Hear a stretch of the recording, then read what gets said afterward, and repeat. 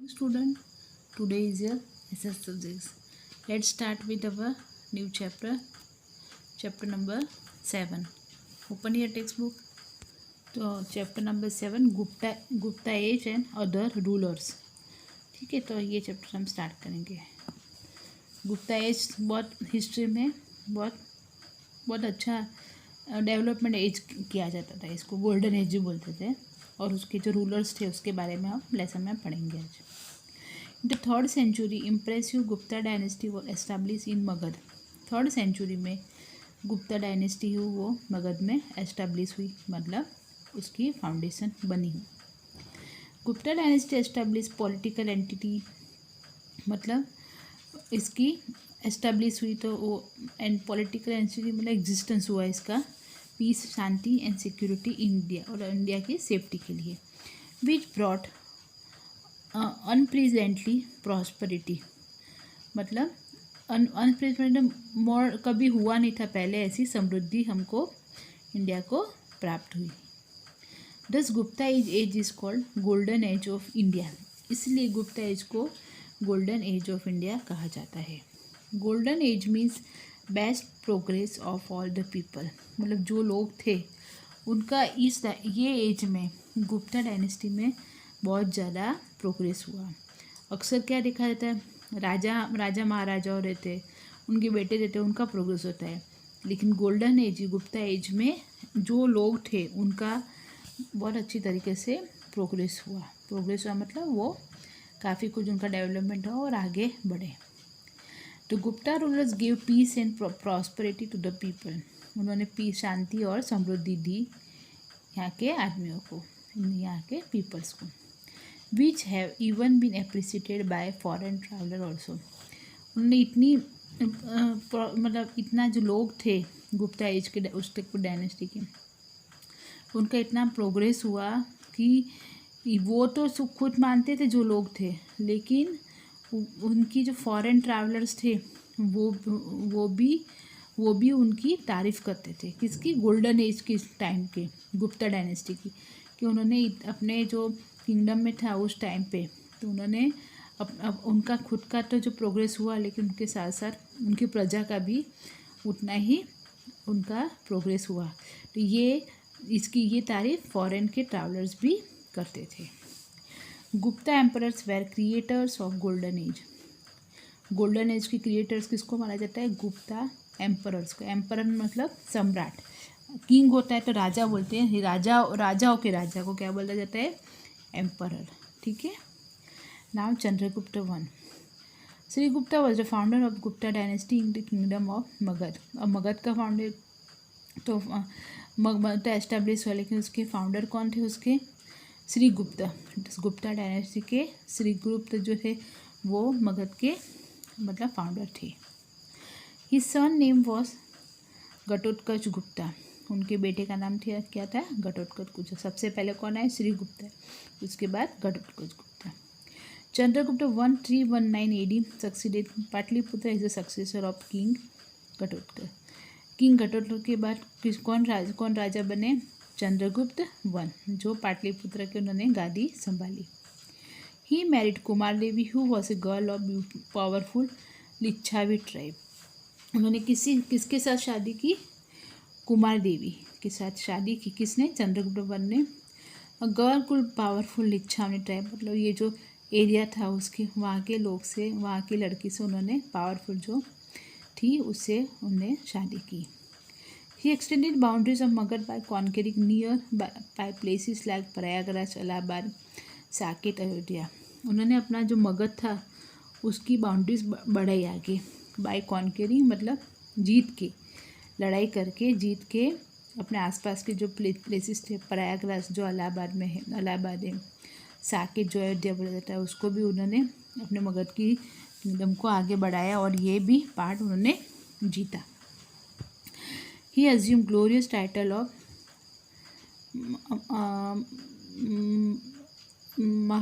Maharajadhiraj in place of महाराज. मतलब क्या कि उन्होंने उनको एक टाइटल मिला महाराज अधिराज का. महाराज तो मिलते हैं लेकिन उसके नाम पर उन्होंने इतने अच्छे काम किए, महाराज अधिराज का उनको टाइटल वो नाम से जाने गए। In order to show his power and reputation he started gold coins. उन्होंने अपना पावर और रेपुटेशन शो करने के लिए गोल्ड कॉइन सोने के सिक्कों बनाने के स्टार्ट किया। Since the accession of his coronation, he started गुप्त संवत। कॉरोनेशन मतलब क्या, उनका राज्याभिषेक हुआ। उनका राज्याभिषेक हुआ, फिर उन्होंने गुप्त संवत नाम से जो स्टार्ट किया। अभी क्या विक्रम चल रहा है ना, विक्रम संवत बोलते हैं ना, तो उनके टाइम पे गुप्त संवत कैलेंडर होता था ना, गुप्त संवत के नाम से शुरू किया। पहले ये सब नहीं था कैलेंडर, ये तो उस टाइम हमने शुरू किया। Vallabhi rulers of Saurashtra also accepted गुप्त संवत। सौराष्ट्र के जो राजा थे वल्लभी रूलर्स, वो भी गुप्त संवत के हिसाब से चलते थे, मतलब उनका कैलेंडर भी इसके हिसाब से चलाते थे वो। Due to initiation of Gupta Samvat, the arrangement of historical events according to the dateline was made possible in the history of India. ये गुप्त संवत के मतलब स्टार्ट होने से जो अरेंजमेंट था पहले के जो इवेंट्स थे वो डेट वाइज अकॉर्डिंग टू वो एडजस्ट कर पाते थे कि कौन से दिन को कौन सी तारीख को हमको ये काम करना है। तो ये गुप्ता एज के टाइम से ये शुरुआत हुई है, राइट। फिर एम्परर समुद्रगुप्ता, उसके बाद कौन है, emperor Samudragupta. After Chandragupta his majestic son Samudragupta came to power.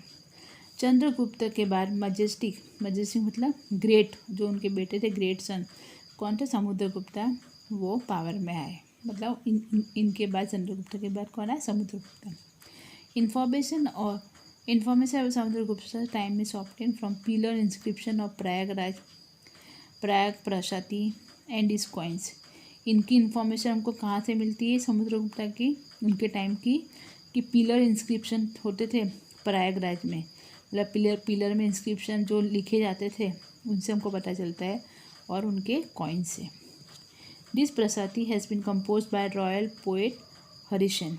और जो ये प्रयागराज में प्रयाग प्रसिद्ध जो पिलर इंस्क्रिप्शन हुआ है वो किसने बनाए थे, कंपोज बाय जो उनके पोएट थे हरिशन, उन्होंने ये बनाए थे, कंपोज किए थे। He describes is the victorious and cultural achievements of Samudragupta. और वो क्या शो करता है कि उनकी विक्टोरियस मतलब कितनी सारी जीत हासिल की वो उनके बारे में, और कल्चरल अचीवमेंट, रिलीजन की जो अचीवमेंट की है समुद्रगुप्ता ने, उसके बारे में हमको इन्फॉर्मेशन देते हैं। In very short time he made is triumphant journey from northern states to the Kushan rule of Afghanistan. अब इनके जो फादर थे चंद्रगुप्ता, उन्होंने मगध जो राजा था वो प्रयागराज अयोध्या वहाँ पे फैलाया था, लेकिन उनके समुद्रगुप्ता ने अपना जो किंगडम था वो उसको दूसरे देश में भी फैलाना शुरू कर दिया। From the northern states of Afghanistan के कुषाण रूल से उन्होंने वहाँ तक बढ़ा लिया था। ही defeated about 12 kings in south में उन्होंने करीबन 12 राजाओं को हराया था। After defeating this king he restored them wisely. हराने के बाद उन्होंने वापस भी उनका राज्य जो जीत में ले लिया था वापस उन्होंने वो रिटर्न भी कर दिया था।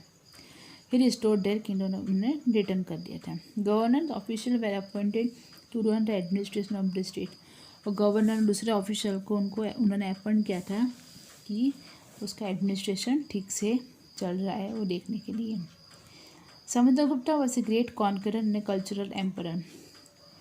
कौन थे ग्रेट कॉन्करर, मतलब अच्छे ग्रेट फाइटर थे वो। His literacy achievement and his character were notable. वो जो लिटरेसी अचीवमेंट मतलब कि वो एक राइटर भी थे और उनका कैरेक्टर भी अच्छा था। He compose many poems and got the title of Kaviraj. उन्होंने बहुत सारी पोएमें लिखी थी और उनको कविराज का टाइटल भी मिला था। Unfortunately not even a single poem of his is available today. उन्होंने लिखी तो बहुत थी लेकिन अनफॉर्चुनेटली हम आज की तारीख में हम एक भी पोएम उनकी अवेलेबल नहीं है। One coin shows Chandragupta playing Veena which shows his love for music. एक हमें जो कॉइन मिलते हैं उसमें से हमको पता चलता है कि कॉइन में क्या पिक्चर है, समुद्रगुप्ता वीणा चला रहे। वीणा मतलब म्यूज़िकल यंत्र जो आता है ना वो, उससे ये पता चलता है कि उनको म्यूज़िक का भी उनको बहुत लगाव था म्यूज़िक से। During his reign many temples, monasteries and Jain temple once constructed. और उनके टाइम पे उन्होंने काफ़ी सारे आश्रम मंदिरें बनाए थे, मॉनेस्ट्री मतलब आश्रम बनाए थे, और जैन टेम्पल्स भी कंस्ट्रक्ट करवाए थे। ही परफॉर्म अश्वमेघ यज्ञ, उन्होंने अश्वमेघ यज्ञ भी बनाकर परफॉर्म किया था। अश्वमेघ यज्ञ मतलब क्या, एक घोड़ा होता है, घोड़े के मुंह पे कुछ लिखना होता है, और वो घोड़ा जहाँ तक जाएगा तो ऐसा कहा जाता है कि वो जो एरिया तक जाता है, तो वो जो एरिया है, जो राजा अश्वमेघ यज्ञ करने वाला वो राजा का हो जाता है वो एरिया, ऐसा कहा जाता है। तो उन्होंने ये भी अश्वमेघ यज्ञ भी करवाया था। In this regard he had got coins made, he collected scholars in his court, उन्होंने अपने कोर्ट में स्कॉलर उसको रखा था, and created high quality literature. Scholars wanted his and he wanted scholar championship. Scholars को वो चाहते कि समुद्रगुप्त हमारे पास रहे, समुद्रगुप्त चाहते थे कि मैं स्कॉलर्स का मतलब चैम्पियंस वो सबको साथ मिल के चलूँ। ही एनकरेज हिंदुज़म, उन्होंने हिंदुज़म का रिलीजन को भी बहुत एनकरेज आगे बढ़ाया था। ठीक है। ही एम्ब्रेस सोशल कस्टम मतलब जो सोशल ट्रेडिशनल जो चीज़ें थी, सती होना या रीति रिवाज थे, उनका भी उन्होंने काफ़ी कुछ अपोज किया था।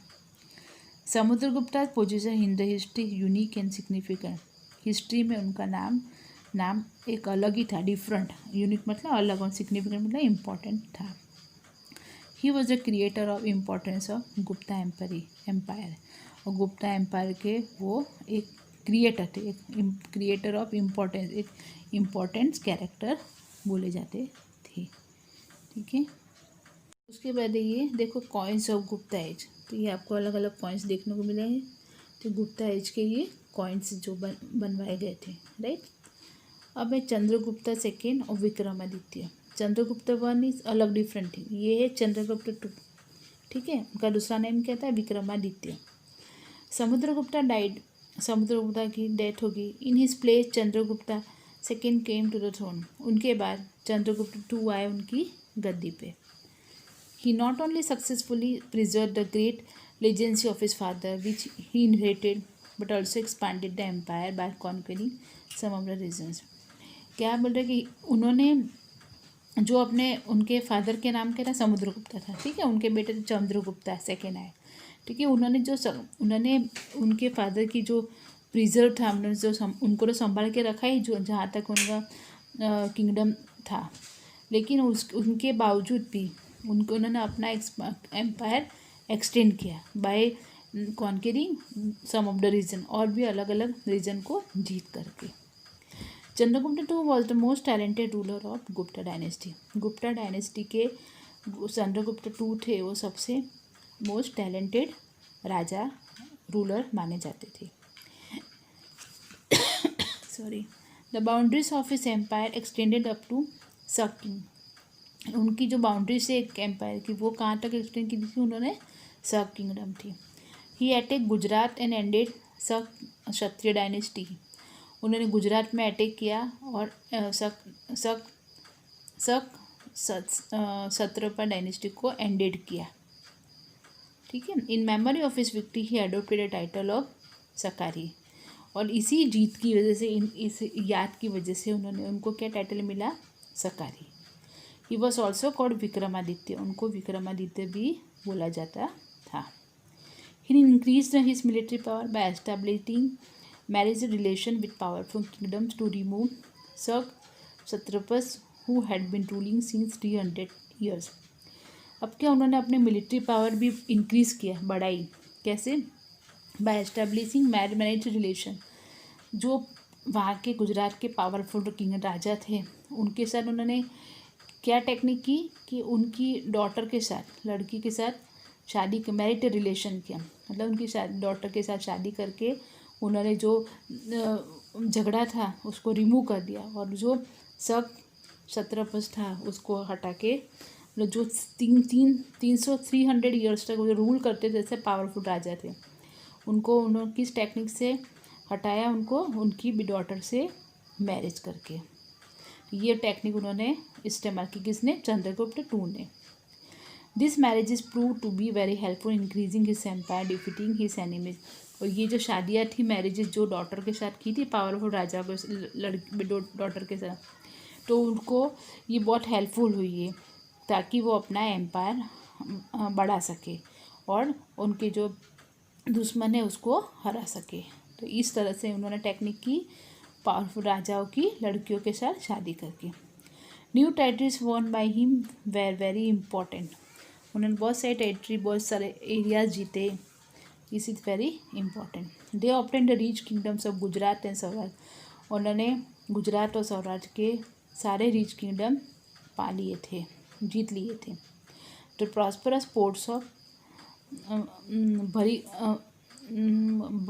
बड़ी गुजकत जो भरूच में है, आजकल भरूच माना जाता है, और स्टम्प तीर्थ यानी खंभात कि जो पोर्ट्स थे वो भी उन्होंने मतलब उसको भी ऑब्टेन कर लिया। कौन कौन से जो पोर्ट्स, मतलब जो भरूच में और खंभात नाम से भी जाने जाते हैं, जहाँ पे शिप लोड और अनलोड होता है। As a result maritime trade of the state increase and Gupta king become owner of intangible property. और इस वजह से जो पोर्ट उन्होंने जीतने ले लिए, इसलिए उनका व्यापार भी अच्छा चलता था बाहर वाले देशों के साथ, बाहर वाले स्टेटों के साथ, और उनकी प्रॉपर्टी भी बहुत बड़ी प्रॉपर्टी के ओनर भी बन गए थे। Right, now turn the page. Fahin, a Chinese pilgrim in the time of Chandragupta II, praised administration and prosperity of Gupta Empire. Fahin जो चाइनीज़ प्रवासी थे, चंद्रगुप्त टू के टाइम पे आए थे, उन्होंने भी चंद्रगुप्त टू की बहुत उनकी इस तरह से एडमिनिस्ट्रेशन चलाते थे राज्य, और उसकी बहुत गुप्ता एम्पायर की बहुत प्रशंसा भी उन्होंने की। दो Chandragupta two was Vaishnav, he had great respect for other religion. जैसे कि चंद्रगुप्त टू वैष्णव थे, लेकिन उनको दूसरे रिलीजन थे उनका भी वो मान करते थे और रिस्पेक्ट करते थे। His army chief Amrakardev was Buddhist. उसके जो आर्मी चीफ थे चंद्रगुप्त, उनका नाम था, वो बुद्धिस्ट थे रिलीजन से। And state minister Virasena was a Shiva. और उसका जो स्टेट मिनिस्टर वर्सन थे वो शिव को मानते थे, लेकिन फिर भी वो भी उनके रिलीजन को मानते थे और उनको आगे रखते थे। ऐसा नहीं सोचते थे कि वो मेरे रिलीजन के नहीं है तो मैं उनको आगे ना बढ़ाऊँ, उनको भी आगे रखते थे। Many monasteries were there in the capital Pataliputra. बहुत सारे आश्रम भी उन्होंने बनाए थे उनके कैपिटल जो था पाटलिपुत्र में। ठीक, because of the cultural achievements achieve during his reign the Gupta age could become the golden age. बहुत सारे अचीवमेंट उन्होंने करे थे, इसलिए उनको गुप्ता एज को गोल्डन एज भी इसलिए माना गया था। He was the patron of scholars and poets. Patron मतलब वो जो स्कॉलर्स और पोएट्स थे उसके राज्य में उनकी वो कदर करते थे। The great Sanskrit poet and playwright Kalidas was his royal poet. Dhanvantari was his royal vaidya. उसके जो कालिदास जो थे वो संस्कृत पोएट थे और प्ले राइट थे, नाटक लिखते थे। और धनवंतरी जो उनके रॉयल वेद्य मतलब डॉक्टर, वो उनको भी वो बहुत अच्छे से मानते थे, उनको भी रिस्पेक्ट करते थे।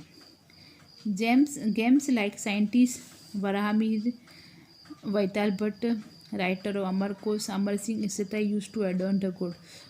और ये सब कौन थे? उनके सुशोभित, मतलब अच्छा कुछ चीज़ हम अच्छे डेकोरेट के लिए रखते नहीं थे, इसी तरह से वो ये सब उनके साइंटिस्ट थे। वराहमिहिर, वैताल भट्ट, राइटर थे अमर कोश, अमर सिंह को भी अच्छे आदरपूर्वक अपने कोर्ट में रखते थे, उनका रिस्पेक्ट करते थे।